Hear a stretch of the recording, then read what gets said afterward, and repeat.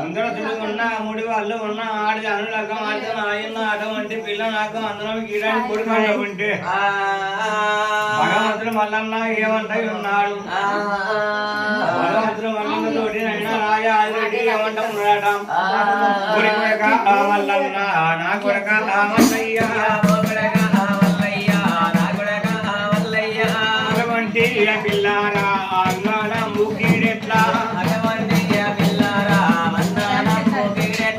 అది యొక్క అర్థం నాకు చెప్తే కుమారా నాకు నైనా దేవుడా దేవుడా ఎవరిని కుమారా